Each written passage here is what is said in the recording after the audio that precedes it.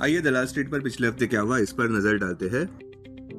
Benchmark ने हफ्ते का अंत काफी अच्छे से किया और सबसे बड़ी बात यह कि निफ्टी साइकोलॉजिकल 24,000 मार्क के ऊपर बंद हुआ। अच्छी खबर, चार्ट पैटर्न डिसाइसिवली बुलिश बन रहे हैं ऐसा लग रहा है, जहां पे मोमेंटम बुल्स के पक्ष में आ रहा है। मार्केट ब्रेथ भी बढ़ रही है और रिस्क एपेटाइट भी, और सस्टेन बाइंग देखने को मिल रही है जहां पे रैली के पास और लेग्स है ऐसा लग रहा है। आसान भाषा में पैनिक के बाद कंसोलिडेशन, कंसोलिडेशन के बाद रिबाउंड प्ले, मोमेंटम बाइंग और आखिरकार यूफोरिया शायद देखने को मिल सकता है। संक्षेप में कहे तो बुल्स की वापसी हो रही है दलाल स्ट्रीट पर। वीकली स्कोर कार्ड की बात करें तो निफ्टी 24,013 1.65% ऊपर, सेंसेक्स 76,803 1.69% ऊपर, बैंक निफ्टी 57,686 1.55% ऊपर, निफ्टी मिड कैप इंडेक्स 2.72% ऊपर, निफ्टी स्मॉल कैप इंडेक्स 3.23% ऊपर। ऐसा लग रहा है मानो दलाल स्ट्रीट अगले बुलिश फेज में दाखिल हो रहा है और कोई भी डिप आक्रामकता से खरीदी जा रही है। रैली का श्रेय जाता है कच्चे तेल के दाम $76 प्रति बैरल पर 3 महीनों के लो पर देखने को मिले, जहां पे रिपोर्ट्स अनुसार यूएस और ईरान ने डिजिटली साइन की है इंटरिम पीस एग्रीमेंट। दूसरा, हॉर्मुज़ रीओपनिंग अब सप्लाई फियर्स को कम कर देगा। कम कच्चे तेल के दाम मतलब भारत के लिए अच्छा, और साथ साथ बेटर मैक्रो, स्ट्रॉन्ग सेंटिमेंट और बुल्स भी खुश। अब ये देखते हैं कि पिछले हफ्ते का दिन प्रतिदिन एक्शन कैसा रहा। सोमवार को स्ट्रॉन्ग बुलिश स्टार्ट देखने को मिली और ब्रॉड बेस्ड बाइंग देखने को मिली निफ्टी में, आखिरकार 0.98% बंद हुआ ऊपर। ट्यूसडे को गेंस एक्सटेंड होते नजर आए पॉजिटिव सेंटीमेंट के चलते। बुधवार को मोमेंटम जारी रहा, निफ्टी 24,000 मार्क पार कर गया। गुरुवार को बुल्स रिटेन करते रहे कंट्रोल और स्टेडी क्लाइम देखने को मिला निफ्टी का 24,168 मार्क पर।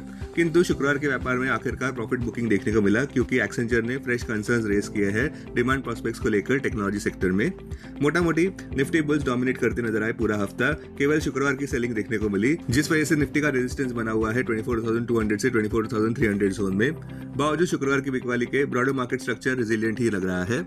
दिलचस्प बात यह है कि निफ्टी के वीकली गेंस आए बावजूद 4 नेगेटिव ट्रिगर्स के, जो कि है एक तो शार्प आईटी राउट देखने को मिला सेंटीमेंट पर, दूसरा स्लाइटली बिलो नॉर्मल मानसून का फोरकास्ट है जहां पे रूरल ऑप्टिमिज्म कम हो रहा है, south west monsoon means delay हो रहे हैं और रेनफॉल डेफिसिट 35% पर पहुंच गया है, तीसरा विदेशी संस्थागत निवेशकों ने FY27 में ₹1.69 लाख करोड़ रुपए के शेयर्स बेचे हैं जो मार्केट सेंटीमेंट पर भारी पड़ रहे हैं, चौथा फेडरल रिजर्व अभी भी हॉकिश है।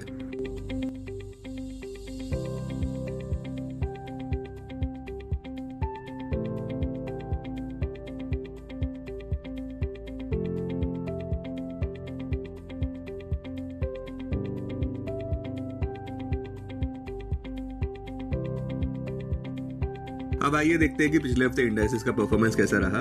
बावजूद शुक्रवार का सेशन कमजोर नोट पर बंद होने के, बेंचमार्क इंडाइसेस ने लगातार स्ट्रॉन्ग वीकली गेन दर्ज किए। सबसे जरूरी बात यह कि निफ्टी ने साइकोलॉजिकल 24,000 मार्क फिर से हासिल कर लिया। हमारे अनुसार अगला अपसाइड टारगेट देखा जा रहा है उसके 200 डीएमए पर, जो है अराउंड 24,898 मार्क पर। टेक्निकल फ्रंट पर निफ्टी अपने 21 डीएमए के ऊपर है जो है 23,635, 50 डीएमए के भी ऊपर है जो है 23,846, किंतु 100 डीएमए के अभी भी नीचे है जो है 24,210 और 200 डीएमए के भी नीचे है जो है 24,898। बैंक निफ्टी मिरर करता नजर आया निफ्टी के मैसिव रिबाउंड को।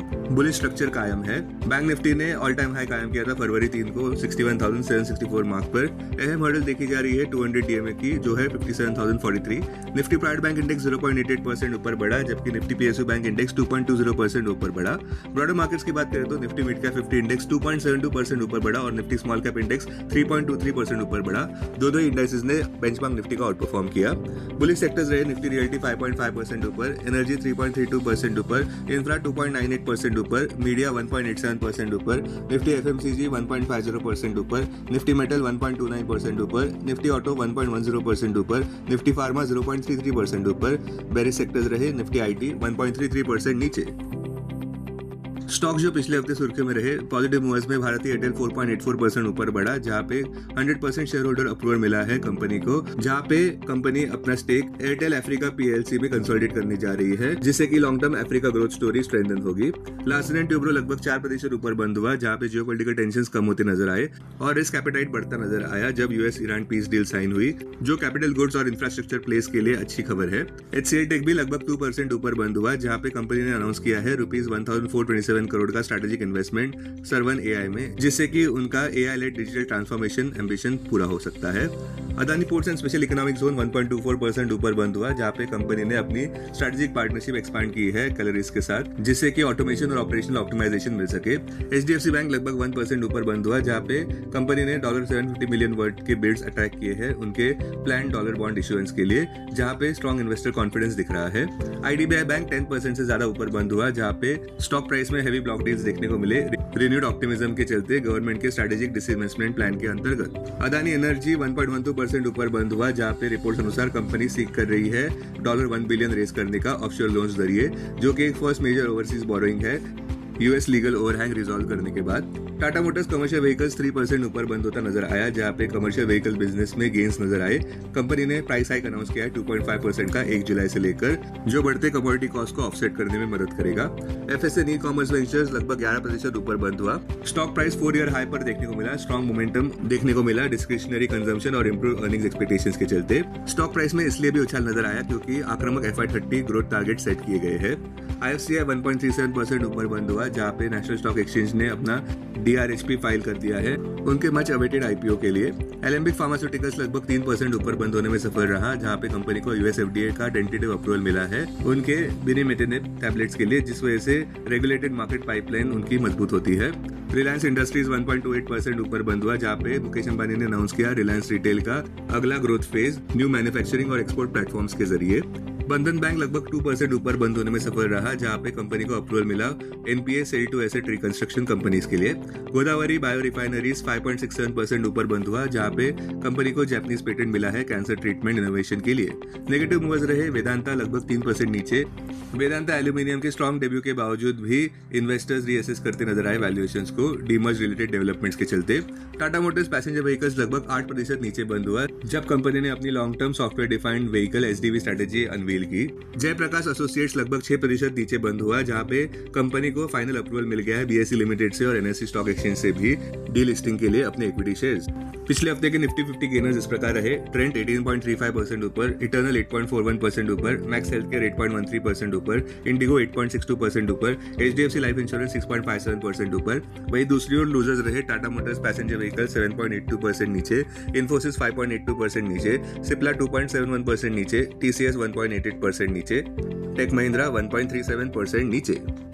ज्ञान मंत्रा ऑप्टिमिज्म डोमिनेट करता नजर आ सकता है मार्केट सेंटिमेंट को, जब स्पेसएक्स ने ब्लॉकबस्टर डेब्यू किया है वॉल स्ट्रीट पर। इन्वेस्टर एंथुजियाज्म एक्सप्लोसिव रहा रिकॉर्ड IPO के बाद, जहां पे स्पेसएक्स के मार्केट कैपिटलाइजेशन को $2.5 ट्रिलियन का आंकड़ा पार करते हुए देखा गया, जो कि वर्ल्ड्स मोस्ट वैल्यूएबल कंपनीज बन गया है।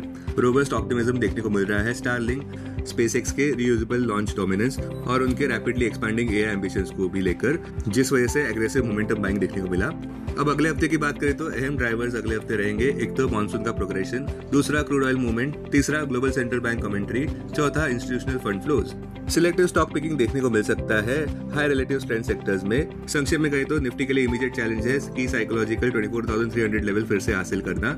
इसके ऊपर ही निफ्टी शायद अपने 200 DMA को फिर से हासिल करे, जो है 24,898 मार्क पर। Bottom line, overall improving fundamentals के चलते बेरिश निफ्टी ट्रेडर्स अपने पोजीशंस रीअसेस करते नजर आ सकते हैं। Investments in security markets are subject to market risk. Read all the related documents carefully before investing. This content is purely for information and educational purpose only and in no way to be considered as an advice or recommendation.